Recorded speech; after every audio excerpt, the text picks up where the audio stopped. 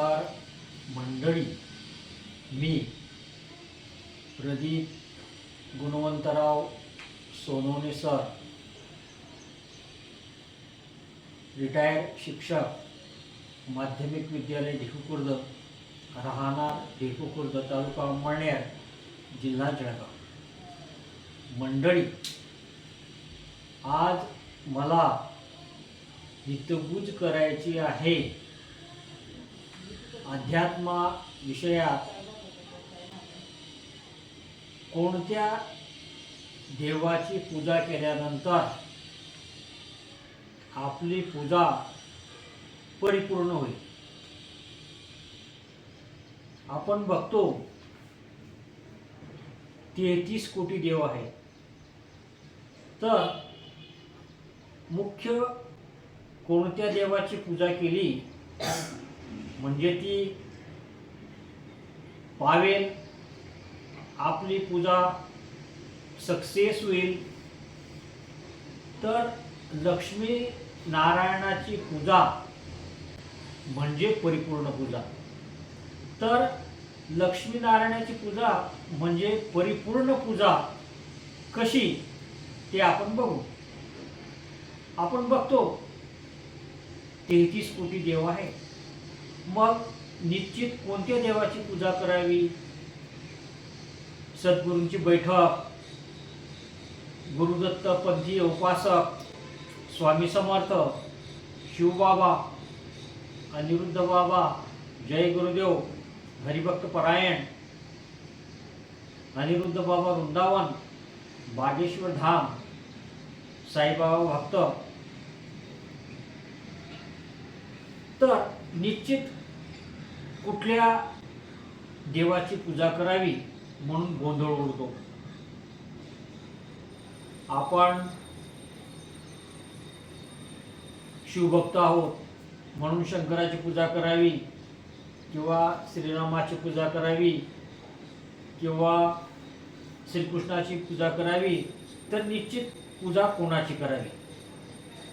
जर आपण बघितलं तर लक्ष्मी नारायणाची पूजा ही पूजा परिपूर्ण आहे. आणि ते कसे आपण बघू. आता नारायणाचे जर बघितले आपण, एकूण 24 अवतार आहेत. 24 अवतार कोणकोणते, तर मत्स्य, कच्छ, वराह, नरसिंह, वामन, परशुराम, श्रीराम, श्रीकृष्ण, बुद्ध, कल्की, मोहिनी, संकादिक मुनी, नारद मुनी, नर नारायण, कपिल मुनी, यज्ञ अवतार, दत्तात्रेय अवतार, ऋषभदेव अवतार, आदिरथ पृथ्वी अवतार, धन्वंतरी अवतार, हयग्रीव अवतार, श्रीहरी अवतार, महर्षी व्यास अवतार, हंस अवतार. हे सर्व एकाच देवाचे अवतार. एकाच देवाचे म्हणजे नारायणाचे हे 24 अवतार. म्हणून यांची पूजा केली म्हणजेच नारायणाची पूजा केली. तसंच आपण बघतो गुरुदत्ताची पूजा, स्वामी समर्थांची पूजा, पांडुरंगाची पूजा, श्रीहरी विष्णूची पूजा, तिरुपती बालाजींची पूजा, विठ्ठलाची पूजा, पांडुरंगाची पूजा, म्हणजे एकाच देवाची पूजा. श्रीरामाला भजलं काय आणि श्रीकृष्णाला भजलं काय, गुरुदत्तांना भजलं काय, कारण हे एकाच देवाचे अवतार आहेत. म्हणून परिपूर्ण पूजा ही लक्ष्मी आणि नारायणाची पूजा ही पूजा परिपूर्ण होईल. आता आपण सारांश रूपात जर बघितलं तर जे मुख्य अवतार आहेत, जसं मत्स्य, कच्छ, वराह, नरसिंह, वामन, परशुराम, श्रीराम, श्रीकृष्ण, बुद्ध, कल्की, हे मुख्य 10 अवतार. आता यांचा आपण सारांश बघू. एक एक अवताराचा. मत्स्य अवतार, पैदा हुआ सागर से शंकासुर नाम कहलाते हैं, वेद छिनले ब्रह्मशे जाकर छिप गया सागर में।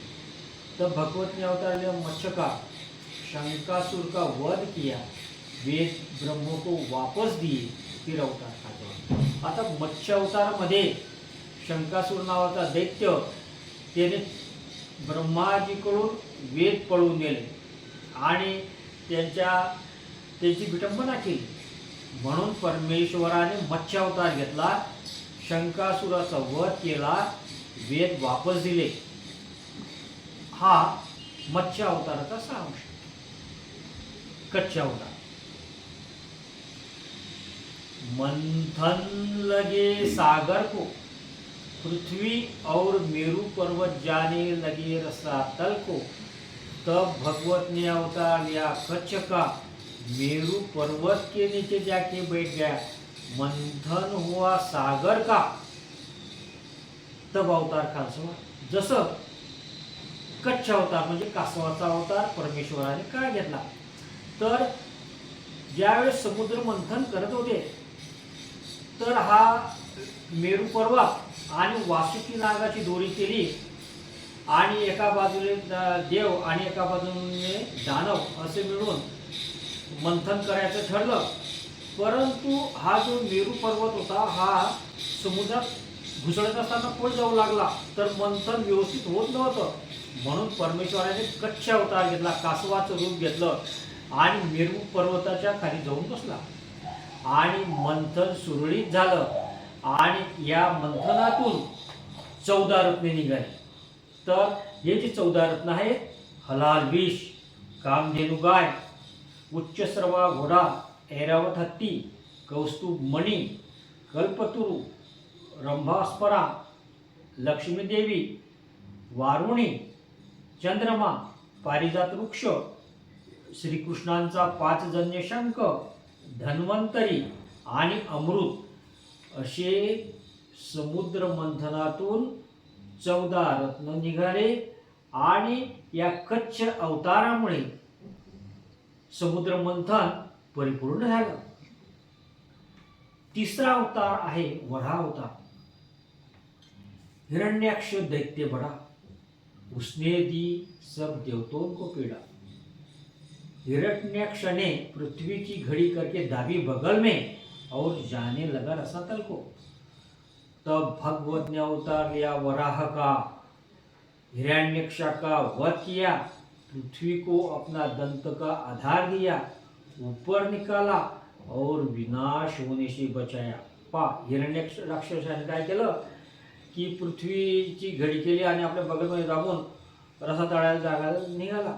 त्यावेळेस परमेश्वराने वराह अवतार घेतला, हिरण्याक्षचा वध केला, पृथ्वीला आपला दंतचा आधार दिला, वरती काढलं आणि विनाश होण्यापासून वाचवलं। चौथा अवतार आहे नरसिंहाचा। भगवत ने अवतार लिया नरसिंह का, हिरण्यकशिपु दैत्य बड़ा, भक्त प्रहलाद को बड़ा जंजाल करने लगा। तब भगवत ने अवतार लिया नरसिंह का, हिरण्यकशिपु का वध किया, राज प्रहलाद को सौंपा, फिर अवतार खालसा। आता हिरण्यकशिपु हा दैत्य होता आणि त्याचा मुलगा प्रहलाद याला मारण्यासाठी स्वतःचे वडील प्रल्हादला मारण्यासाठी त्याला हत्तीच्या पायाखाली दिलं, उकडत्या तेलात टाकलं, जळत्या अग्नीमध्ये त्याची स्वतः आत्या बसली आणि प्रल्हादला घेऊन बसली, परंतु ती जळाली, प्रल्हाद जळालेला नाही, कारण प्रल्हाद सापांच्या याच्यामध्ये सोडलं आणि पहाडावरून फेकलं तरी सुद्धा प्रल्हाद वाचला, कारण तो पूजा करत होता नारायणाची, अगदी तनाने अगदी मनाने ही पूजा फळाला आली आणि नारायणाने प्रत्येक याच्यातून त्याला वाचवलं। हा एक अवतार झाला। नंतर वामन अवतार। वामन अवतारामध्ये 3 कदम देना दान, दो कदमों में सारा त्रिभुवन समेट लिया। कहा तीजा कदम कहाँ रखूं, बलि बड़ा भयभीत हुआ। उसने कहा तीजा कदम मेरे सर पर रखो। कदम की जोर से बलि पाताल में जा गिरा। फिर अवतार कालचा। आता वामन अवतारात बटकेश्वर म्हणून नारायणाने अवतार घेतला आणि वामन अवतार 2 कदमामध्ये संपूर्ण पृथ्वी आणि ब्रह्मांड दापून घेतलं। तर तिसरा पाय कुठे ठेवू, वामन अवतार थोडा कसा होता, तर तिसरा पाय कुठे ठेवू, तेव्हा बलीने सांगितलं तिसरा पाय माझ्या डोक्यावर ठेवा। तर पायाच्या भाराने बली पाताळात जाऊन पडला आणि हा वामन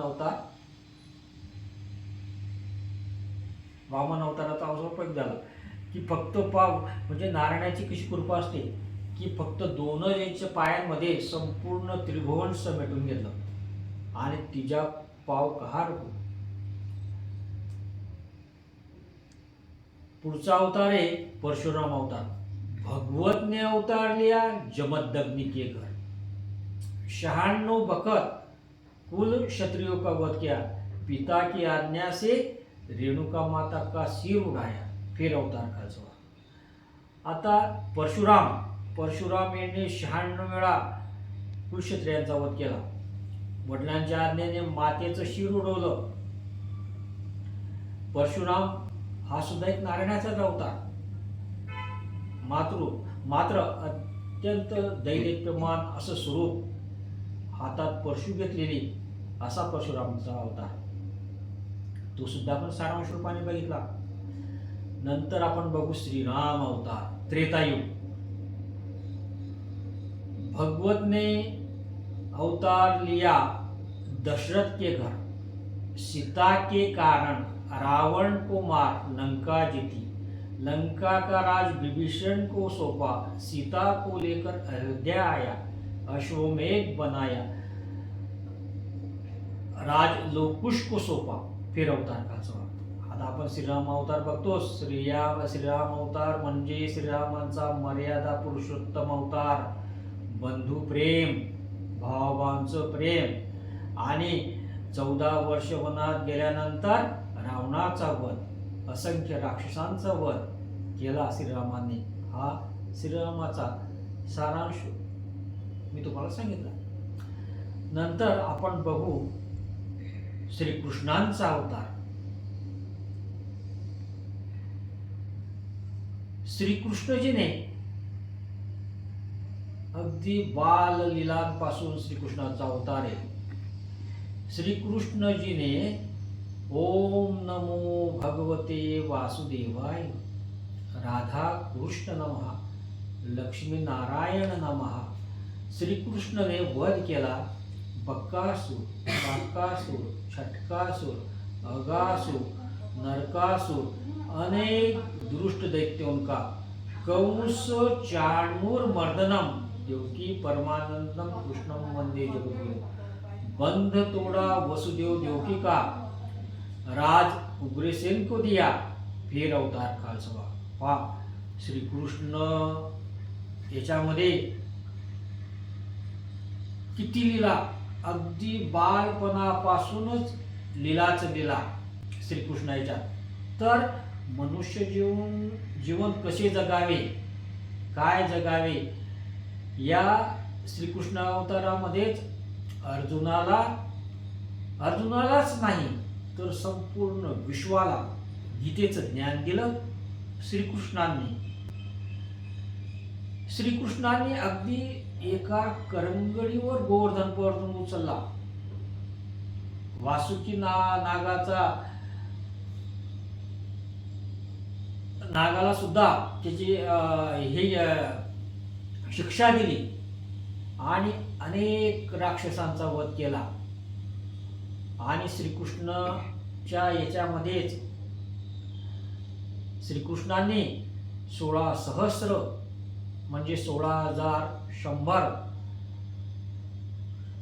कन्यांशी विवाह केला आणि मुख्य पत्न्या 8 पत्नींशी विवाह केला। अशा श्रीकृष्णांच्या 16,000 108 पत्न्या होत्या. एवढं सामर्थ्य होतं. आणि हे सामर्थ्य संपूर्ण ब्रह्मांडाला दाखवून दिलं. श्रीकृष्ण म्हणजे काय, तर या संपूर्ण पत्नींबरोबर श्रीकृष्णांचं स्वरूप होतं, प्रत्यक्ष श्रीकृष्ण होते. हे सामर्थ्य होतं श्रीकृष्णांना. नंतर पुढचा अवतार बुद्ध अवतार, ज्याने समाजाला शांती, सुख शांती म्हणजे काय, परमेश्वर म्हणजे काय, तर परमेश्वर हा प्रत्येक प्राणीमात्रांच्या हृदयामध्ये, हे बुद्धांनी सांगितलं, अनुभवलं. तर वही अयोध्या जगन्नाथ कहलाते, स्वधर्म की स्थापना की, शांति का मार्ग दिखाया, अहिंसा का मार्ग दिखाया. यही बुद्ध अवतार ने हमें सिखाया. पुढचा अवतार आहे कलियुग, जे आता चालत आहे. आता जर बघितलं, सत्यता संपुष्टात येत आहे, धर्म संपुष्टात येत आहे. कलीने आपले 5 स्थानं मागितले परीक्षित राजाकडून. ते 5 स्थानं म्हणजे कोणकोणते, मांसाहार, मद्यपान, जुगार, जुगारामध्ये सट्टा मटका सगळं येतं, वेश्यागमन, भ्रष्टाचाराने कमवलेली संपत्ती आणि सोनं, या 5 वस्तूंमध्ये कली आहे. कली म्हणजे काय, बर्बादी. तर सुनो कलयुग का साथ, घर घर में हो रहे टीकाकार, किन किन का नहीं मिला विचार, सब भ्रष्टाचार होने लगा. तब भगवत ने अवतार लिया कल्कि का, हुआ घोड़े पर सवार, अलम किया जग पर. तर पा, सुनो कलयुग का सार, घर घर में हो रहे टीकाकार. घराघरामध्ये कोणाचंच कोणाशी जमत नाही, सक्का भाऊ पक्का वैरी, भावाभावांचं जमत नाही, घरात बाप बेट्यांचं जमत नाही, कुटुंबात एकमेकाशी जमत नाही. तर हे कलियुग आहे. कलियुगात सत्यता लयाला चालली, पाप वाढत चाललं. सुनो कलयुग का सार, घर घर में हो रहे टीकाकार, किन किन का नहीं मिला विचार, सब भ्रष्टाचार होने लगा. तब भगवत ने अवतार लिया कल्कि का, हुआ घोड़े पर सार, अलम किया जग पर. तर कलियुगात तुम्ही जसं वागणार आहे तसं तुम्हाला फळ मिळणार आहे. म्हणून मनुष्याचं कर्म श्रेष्ठ आहे. तर मनुष्याने आपलं कर्म हे श्रेष्ठ केलं पाहिजे, चांगलं कर्म केलं पाहिजे, अध्यात्म जपलं पाहिजे, परमेश्वराचं नामस्मरण घेतलं पाहिजे. आणि त्यामुळे त्याला एक आत्मविश्वास मिळेल. परमेश्वराच्या नामस्मरणाने एक आत्मविश्वास मिळतो, बळ मिळतं. आणि मनुष्य हा स्वयंपूर्ण आणि परिपूर्ण होतो. तर बंधू आणि भगिनींनो, म्हणूनच सांगतो की लक्ष्मीनारायणाची पूजा ही सर्वश्रेष्ठ आहे. आपण बघितलं की नारायणाचे 24 अवतार आहे. आणि हे 24 अवतार म्हणजेच, जरा मी तुम्हाला पुन्हा सांगतो, मत्स्य, कच्छ, वराह, नरसिंह, वामन, परशुराम, श्रीराम, श्रीकृष्ण, बुद्ध, कल्की, मोहिनी, संकादिक मुनी, नारद मुनी, नरनारायण, कपिल मुनी, यज्ञ अवतार, दत्तात्रय अवतार, ऋषभदेव अवतार, आद्र पृथ्वी अवतार, धन्वंतरी अवतार, हैग्री अवतार, श्रीहरी अवतार, महर्षी वेदव्यास अवतार, हंस अवतार, हे सगळे मानव कल्याणासाठी नारायणाने घेतलेले अवतार. म्हणून श्रीकृष्णांची पूजा करा, श्रीरामांची पूजा करा, गुरुदत्ताची पूजा करा, लक्ष्मीनारायणाची पूजा करा, विठ्ठलाची पूजा करा, पांडुरंगाची पूजा करा, तिरुपती बालाजीची पूजा करा. ही सर्व एकाच देवाची पूजा आहे. म्हणून आणि आपण जर बघितलं तर ब्रह्मदेवाची निर्मिती सुद्धा नारायणाच्या बेंबीतून कमळ निघालं आणि या कमळावर ब्रह्मदेवाची निर्मिती झाली. आता आपण भोलेनाथ शंकरजींची पूजेविषयी बघू. आता भोलेनाथ सुद्धा श्रीरामाचे मोठे भक्त होते. श्रीराम अवतारामध्ये त्रेतायुगात भोलेरामांनी हनुमानाचा अवतार घेतला आणि श्रीरामाची पूजा केली. तर आपण जर बघितलं तर साक्षात शिवजी सुद्धा श्रीरामाची पूजा करत होते हनुमंताच्या रूपात. आता आपण जर बघितलं तर शंकराचे सुद्धा वीरभद्र अवतार आहे, हनुमंत अवतार आहे, मार्कंड भैरवनाथ हे शंकराचे अवतार आहे आणि शंकरजी सुद्धा श्रीकृष्णाचे उपासक होते, श्रीरामाचे उपासक होते. म्हणून मुख्य देव जर बघितला आपण तर नारायण आणि परिपूर्ण पूजा होईल. लक्ष्मी आणि नारायणाची पूजा केली म्हणजे आपली परिपूर्ण पूजा होईल. म्हणून मुख्य देव जर बघितला आपण तर आपला नारायण आहे. धन्यवाद. ओम नमो भगवते वासुदेवाय. राधा कृष्ण नमः. लक्ष्मी नारायण नमः.